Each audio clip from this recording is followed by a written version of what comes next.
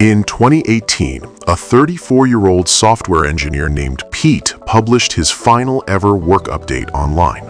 He had just left a six-figure job in Seattle. He had no other job lined up. He had no plans to find one. What he had was a brokerage account, a spreadsheet, and a number he had been building toward for 4 years. The internet loved it. The story went everywhere. Personal finance forums, Reddit, news aggregators. It became one of those cultural moments that quietly rewires how a generation thinks about money. What almost nobody talked about was what happened next. Because the year Pete walked away from his salary, the market dropped 11%, and then it kept going. By December of that year, the S&P 500 had lost nearly 20% of its value. Pete's portfolio, the one he was now depending on entirely, had dropped by roughly $90,000 in less than 12 months. He had barely started. Here is the thing about $500,000. From a distance, it looks like a destination, a finish line, the number you hit and then stop.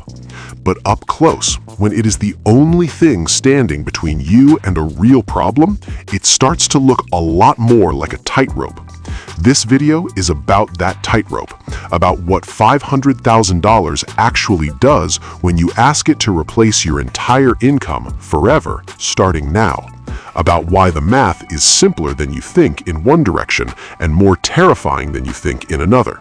And about a rule, a single, elegant, widely trusted rule that might be the most misunderstood idea in all of personal finance. Let's go. Something shifted in the cultural conversation about money around 2020. It had been building before that. The FIRE movement, the early retirement blogs, the "I retired at 35" headlines had been quietly accumulating for a decade. But the pandemic accelerated something. A lot of people, for the first time, sat still long enough to ask a question they had been too busy to ask before. What am I actually doing this for? Quit rates hit record highs. People left stable jobs for reasons they could not fully articulate. Google searches for "how much money do I need to retire" spiked, and a certain number, a number that felt achievable to a certain tier of professional, especially in tech and finance, started appearing in more and more conversations. $500,000. Not because it was necessarily the right number, but because it felt like proof. Proof that you had been responsible, that you had delayed gratification, that you had played the game long enough and well enough to have options. And here is the cruel irony hiding inside that feeling. The belief that $500,000 is enough to live on indefinitely, the actual belief, not just the vague hope, is based on a study, a real academic study. A study that is almost always cited by people who have not read it, applied by people who misunderstand its scope, and trusted by people who have no idea it was designed for a different problem than the one they are trying to solve. Understanding that study is the key to understanding everything else in this conversation. In 1994, a financial planner named William Bengen sat down with 68 years of U.S. market data and asked a very specific question. He was not asking how much money someone needed to never work again. He was asking something much narrower. What is the maximum percentage of a retirement portfolio that a person could withdraw annually, adjusted for inflation, without running out of money over any 30-year window in recorded U.S. history? The answer he arrived at was 4%. This became known as the 4% rule, and in the 30 years since Bengen published it, it has traveled so far from its original context that it would be almost unrecognizable to the man who wrote it. Here is what it actually says. If you have a portfolio of stocks and bonds, Bengen used a 50-50 split, you can withdraw 4% of the total value in year 1. Adjust that number upward each year to match inflation, and in every 30-year window Bengen examined, going back to the 1920s, the money never ran out before the 30 years were up. That is the rule. Not a promise, not a guarantee, a historical observation. Now, apply it to $500,000. 4% of $500,000 is $20,000 per year, or roughly $1,667 a month. That number is going to come back several times in this video. Every time it does, I want you to compare it to something real in your life: your rent, your grocery bill, a single car repair, a dental procedure without insurance. $1,667 a month. Keep that in mind while we talk about what the rule was actually designed for, because this is where the story gets complicated. Bengen designed the 4% rule for a 65-year-old retiree with a 30-year horizon.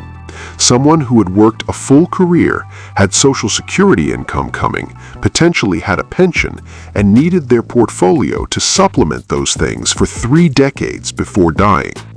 Not for a 34-year-old software engineer in Seattle trying to replace his entire income for the next 55 years with no other income source and no safety net. Those are different problems, and they require very different math.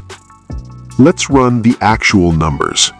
The median annual expenditure for a single adult in the United States is approximately $38,000. That covers rent or mortgage, food, transportation, utilities, phone, health insurance, and modest discretionary spending. Not lavishly, not in a major coastal city, somewhere in the middle. $38,000 a year.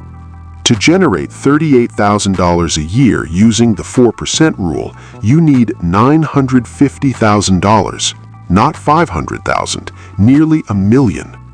To generate $50,000 a year, which puts you closer to a comfortable single-person life in most mid-size American cities, you need $1,250,000. To generate $80,000 a year, which is roughly median household income in the United States, meaning 2 people living on it, you need $2 million. These are not controversial numbers. They are arithmetic. Divide your desired annual income by 0.04. That is your number. Most people have never done this calculation before clicking on a video like this one, and when they do it for the first time, the reaction is usually some version of quiet dread. But the 4% rule's gap between what people think it promises and what it actually delivers is only the beginning of the problem, because there are 4 more layers underneath it, each one quietly making things worse. The first layer is inflation. The 4% rule does account for inflation. Bengen's withdrawals increased each year to match it, but most people modeling this in a spreadsheet use an average inflation rate of 2 to 3%. The United States just came through a period where inflation ran above 8% for over a year. A retiree living on $20,000 during that period, adjusting for inflation, would have needed $21,600 the next year. Their portfolio, if invested in a standard 60-40 stock and bond mix, may have dropped 15 or 20% during the same period. The money going out accelerated just as the money inside got smaller. The second layer is health care. In the United States, employer-provided health insurance costs an employee an average of $1,400 a year in premiums. The employer covers roughly $7,000 more on top of that. The moment you leave employment, you absorb all of it on the open market with no group negotiating power. For a healthy 35-year-old, ACA marketplace premiums can run $300 to $700 a month, depending on location and plan. For a 55-year-old with any health history, that number can exceed $1,500 a month, before deductibles, before prescriptions, before the thing you did not plan for. The third layer is taxes. A $500,000 portfolio sitting in a 401k or traditional IRA is not $500,000 in spendable money. It's $500,000 in pre-tax money. When you withdraw it, you pay ordinary income tax on every dollar. Depending on your withdrawal amount and state, you could be losing 20 to 30% of each withdrawal to taxes. The effective portfolio is not $500,000, it's significantly less. The fourth layer is the most dangerous one, and it has a name. It is called sequence of returns risk. It sounds technical, it is actually simple, and it is probably the single thing most responsible for early retirements that quietly fail. Here's the concept. Two investors each start with $500,000. Both earn an average of 7% annually over 20 years. Both withdraw $20,000 a year to live. Investor A gets lucky. The market does well in her first 5 years. Her portfolio grows even as she's withdrawing. By year 5, she has more than she started with. Investor B gets unlucky. The market drops 30% in year 1. He withdraws $20,000 anyway because he has to eat. His portfolio is now at $330,000. It recovers over the next few years, but he sold shares at the bottom to fund his life. Those shares are gone. They cannot come back. Every subsequent recovery is working with a permanently depleted base. Same average return, same withdrawal rate, wildly different outcomes. This is not a hypothetical. A person who retired in January 2000 at the peak of the dot-com boom feeling invincible watched their portfolio drop 49% over the next 2.5 years while simultaneously withdrawing from it. The 4% rule, applied to that person's real lived timeline, did not work. The money ran out early for a meaningful percentage of people in that cohort. This is why the fine print on the 4% rule matters so much. It says the rule worked in every historical 30-year window. It does not say it works regardless of when you start. Your personal market timing, something entirely outside your control, can be the deciding variable. And here's the quiet absurdity of the whole thing. The people most likely to have $500,000 at a relatively young age are often people who work in industries that correlate with stock market performance. Tech workers, finance professionals, consultants whose clients are publicly traded companies. When the market drops 30% and their portfolio shrinks dramatically, that is also often the moment their industry is contracting and their human capital is worth less. The hedge you thought you had turns out to be the same trade twice. Let's talk about what the internet actually sells you on this topic. The FIRE community, and I want to be clear, I am not dismissing it, parts of it are genuinely useful, has produced a specific kind of content creator, usually someone who hit their number in their late 20s or early 30s during the longest bull market in American history, who blogs or makes videos about their lifestyle, who has an audience, who therefore has income from that audience. Do you see the problem? The most visible voices in the "I retired early on a small portfolio" space are almost by definition people who found a second income stream by talking about having retired early on a small portfolio. They are not retired from income generation, they are retired from employment. Those are meaningfully different things. The ones who actually pulled off clean, income-free retirement on modest portfolios, no side hustles, no blog revenue, no YouTube, are mostly not online talking about it because they have nothing to sell. Their story doesn't scale. A person quietly living in Lisbon on $2,200 a month, drawing down a $600,000 brokerage account, occasionally traveling, reading books, has no reason to start a YouTube channel about it. This creates a selection bias in the content that gets made. The survivorship bias of early retirement success stories is enormous. Additionally, the era in which most of these stories were validated, 2012 to 2021, was characterized by conditions that were exceptional by any historical standard.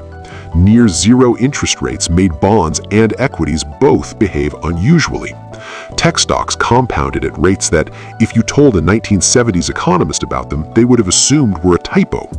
Real estate doubled and then some in major markets. A person who retired in 2015 with $500,000 and stayed invested through 2021 may have seen that portfolio grow to $900,000 without adding a single dollar. They did not beat the market. They had a good decade to be invested in.